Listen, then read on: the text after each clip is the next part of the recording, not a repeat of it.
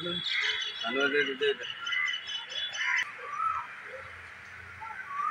Doctor Manish Kumar Shashi. आज हम लोग सुभाष चंद्र बोस के जो बर्थ प्लेस है वहाँ देखने आए हैं। ये कटक उड़ीसा जो कि महानदी के किनारे अवस्थित है और ये उनका वास्तविक बर्थ प्लेस है। रियल में यही उनका जन्म हुआ था और जितने भाई थे 9 भाई वो यही रहते थे, जिसमें छठे नंबर पर सुभाष चंद्र बोस आते हैं। और वकील साहब इनके फादर जी बहुत ही प्रसिद्ध वकील थे। माँ प्रभावती भी काफ़ी समृद्ध थी और उन्होंने इनका पालन पोषण किया था।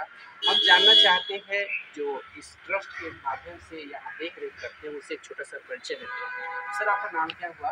देवव्रत साहू। देवव्रत साहू। आप यहाँ बताएंगे कि ये जो महल हम देख पा रहे हैं ये किनका महल है? जानकीनाथ भवन, उनका ये घर का नाम जानकीनाथ भवन। उनका नेताजी का पिताजी का नाम है। नेताजी इधर जन्म हुआ 9 नंबर विद्यालय की 9 नंबर विद्यालय में उनका ये रूम है, जन्म हुआ।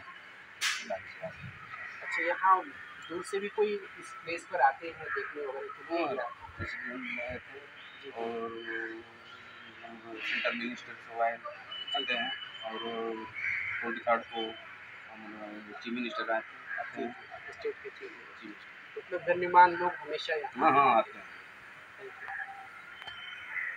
इनका आप पेड़ देख रहे हैं, यहाँ के लोगों ने बताया कि लगभग 200 साल पुराने ये है और इसकी जो मोटाई है इसको देख करके हम समझ भी सकते हैं कि यह जो नीम का पेड़ है वास्तव में बहुत पुराना रहा होगा।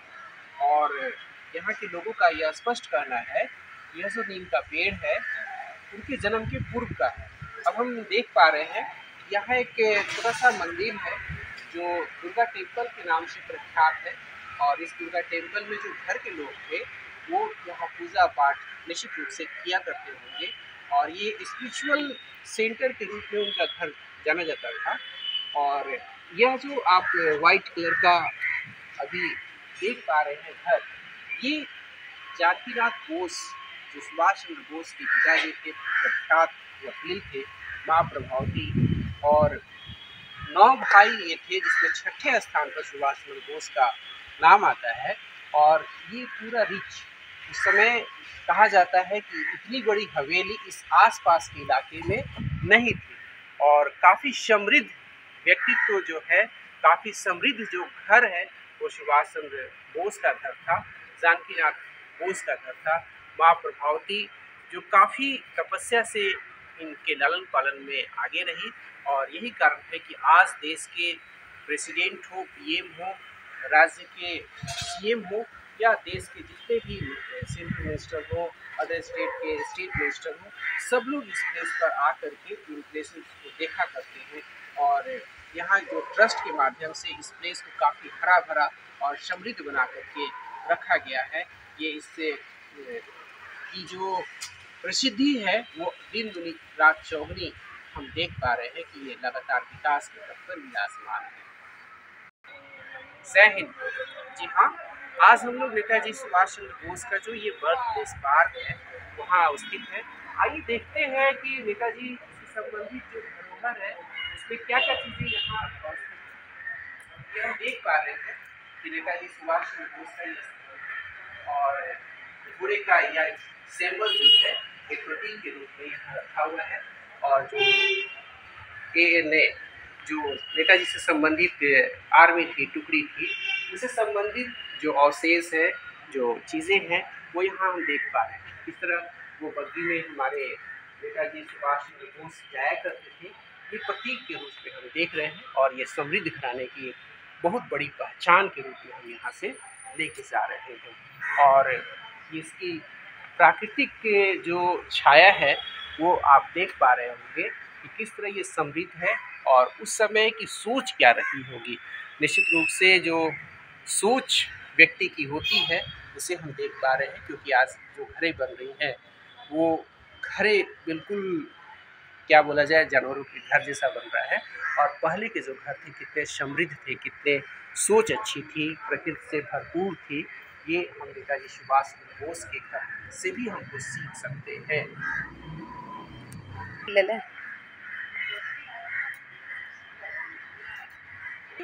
सुभाष चंद्र बोस से संबंधित पार्क है इस बात को यहाँ के स्टेट ने भी काफ़ी प्रमोट करने का प्रयास किया है।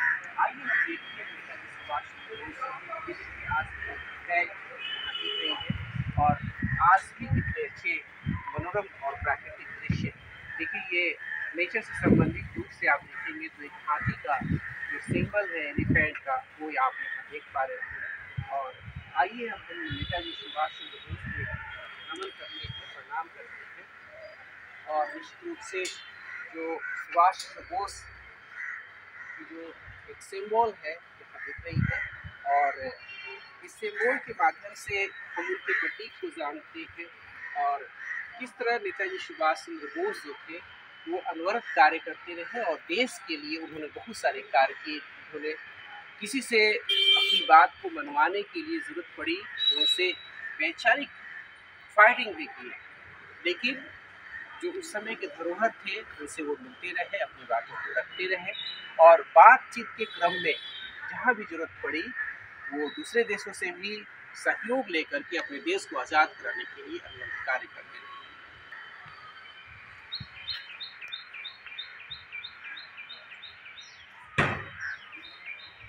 नेताजी की जो धरोहर है, जो बर्थ प्लेस है, वो हमें आज भी बताती है कि यदि हम अपने देश के लिए कुछ करने को ठान लेते हैं तो निश्चित रूप से हम कर पाने में सफल होते हैं। और एक उग्र जो विचार रखते थे, एक गर्मपंथी विचार रखते थे, वो सुभाष चंद्र बोस थे। निश्चित रूप से देश के ऊपर या हमारे समाज के ऊपर जब कोई आक्षेप की बात होती थी, इंडियंस के ऊपर कोई आक्षेप की बात होती थी, वो अपने गुरु से भी वैचारिक मतभेद करने में थोड़े से भी झिझकते नहीं थे। और जो इनका हम ड्रेस देख पा रहे हैं जो कि काफ़ी प्यारा ड्रेस है, आर्मी का ड्रेस है, ये निश्चित रूप से जब सैनिक स्कूल में पढ़ते थे और देखते थे उन चीज़ों को तो इनसे काफ़ी प्रभावित थे कि किस तरह सैनिक स्कूल के बच्चे जो निकल रहे हैं वो आर्मी के ड्रेस में कितने अच्छे लगते हैं और उनका आर्मी का ड्रेस काफ़ी प्यारा ड्रेस था। आप 9 भाइयों में 6ठे स्थान पर रहे और उस समय भी ये पढ़ने में इतने अच्छे थे कि ज़रूरत के अनुसार रेगुलर क्लासेस जाया करते थे। बीच में तबीयत खराब हुई और तबीयत खराब में भी एग्ज़ाम दिए, लेकिन ये फर्स्ट और टॉपर के लिस्ट में इनका नाम हमेशा से रहता था और देश को आज़ाद कराने में नेताजी की अहम भूमिका रही है। ये नेचुरल दृश्य है, काफ़ी मनोरम दृश्य दिख पा रहा है। उस समय के नेचर में कैसे हिरण होते थे उनको यहाँ दिखाने का प्रयास किया गया है। इस घर में काफ़ी भव्यता का प्रतीक यह घर है और निश्चित रूप से देश के चुनिंदा लोग, गण्यमान्य लोग इस घर में प्रत्येक वर्ष पधारते रहे हैं।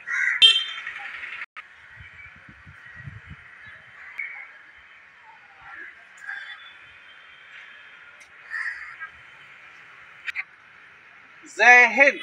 मिलते हैं अगले वीडियो में कुछ नए टॉपिक के साथ। जय हिंद।